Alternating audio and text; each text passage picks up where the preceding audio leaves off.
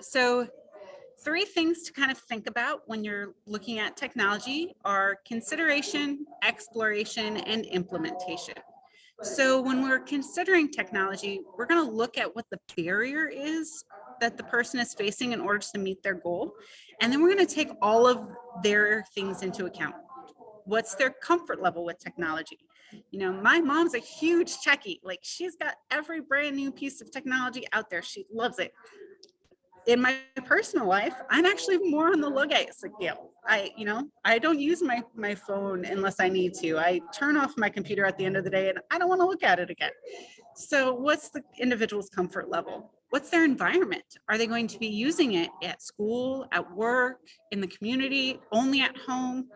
What are the tasks they're trying to accomplish? And then we find the tool. And then we might have to make some exploration about what tool is that. And that's where things like lending libraries through Missouri Assistive Technology or the ARCS Life Tech program might come in to help. Some schools will offer some technology exploration. Your local public library, or maybe going to a swap and shop or our tech fair, our tech fest, which we're going to have some more of those happening around the state as well. And then implementation. Who's going to be using it? Who's going to support the who using it? And what follow-up might the person need? Do they need additional support and education to make that successful? We don't want to get this beautiful, amazing support to a person and then not support them to use it and have technology abandonment. That's not going to support them to meet their goals in the long run. So this was a slide that Missouri Assistive Technology did, and I shamelessly stole it because I thought it was the best way to think about funding and acquisition of technology that I've ever seen. And they're using the Support Star, which I'm sure you guys are all familiar with the Life course. And they've put the funding and acquisition of resource of technology in the center. So whatever that might look for that person. And then they all around it have talked about, you know, is it an eligibility service? Can we get it for the waiver? Is it the school? If it's work related, can their employer do it? Is it something that they can get there? You know, we always seem to forget about this one up top for some reason. Personal strengths and assets. What does a person have available to them? Do they have some birthday money or Christmas money that they want to buy a device that they can, you know, not only use for communication, but can game on too and build their community of fellow gamers? So I loved the thought of using the Support Star to really dig in and find how technology might support a person. So what is available in our DD waivers? We have 5 different types of assistive technology within our assistive technology service waiver definition. And it includes devices, services, education, consultation, and remote monitoring or remote support. So devices and equipment, those are those one-time purchases. So if you have been using an iPad in school and you're getting ready to graduate, or you just got this and you're 4 years from graduating, but the school's like, nope, this is my iPad. It's only going to stay here at school. You're not allowed to take it home. Well, let the waiver help you. If you have the waiver, let your support coordinator know, because it's quite possible we can get the exact same iPad with the exact same application on it to you through the waiver. So that's an option of how to kind of explore devices too. Services are anything that has a monthly fee associated with it. So that's going to be your medication administration supports. I don't know if you guys have met Spencer, but he's pretty cool. That's your personal emergency response and mobile emergency response services, and of course any applications. So we have MapHabit. We're working to bring on a communication device company that would fall under this. If you're getting an application like App to Speak through Missouri Assistive Technology, it might fall under this category too.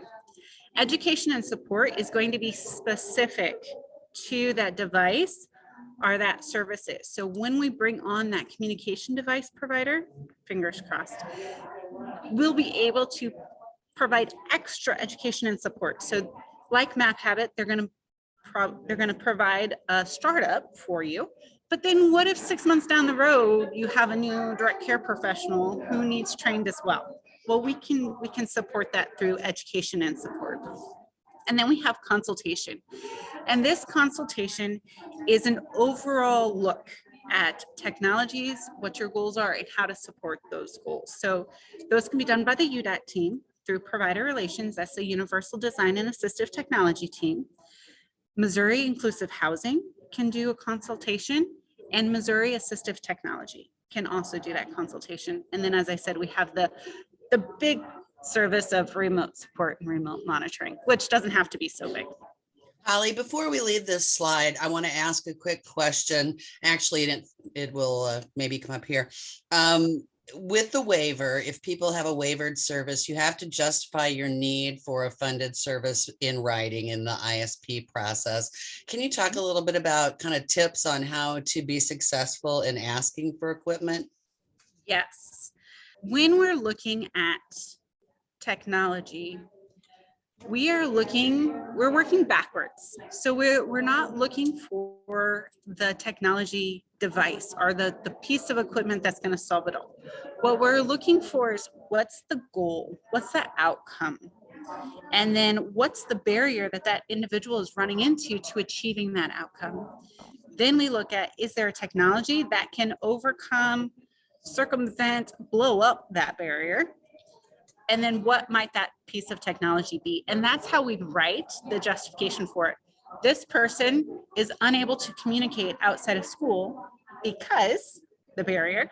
The school has kept their communication device at school because the school paid for it through their funding. Therefore, we need the same communication device they have been using at school, has been successful in communication, to be purchased through the waiver. If your support coordinator runs into those kind of blocks, they can reach out to the UDAT team to get that support and walk them through that same line of thought. The UDAT team members have an accreditation, a nationally recognized accreditation, as enabling technology information specialists, and it allows us to actually meet the waiver definition of a consultation. So if your team needs that extra support, they can reach out to UDAT, and I've got their email address on a slide for you guys, and they can actually walk you through and find where those barriers are, how to overcome them, even give ideas for technology or technology solutions, and maybe even some ideas of how we can work with Missouri Assistive Technology or Life Tech to get those tried out and true. And actually, I know a few of our technology providers will trial services and supports and devices as well. So a lot of times it's just asking the question. I think my next slide is just the who can help slide. And that's about the UDAT team, Missouri Assistive Technology, and our Technology First and Universal Design at dmh.mo.gov.